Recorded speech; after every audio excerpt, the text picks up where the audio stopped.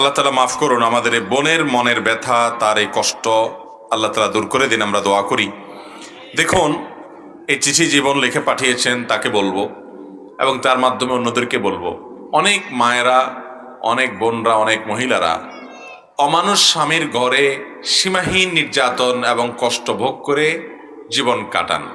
আমি তাদেরকে বলবো, প্রথমত আপনি তাকে সংশোধন করার চেষ্টা তো অব্যাহত রাখবেনই।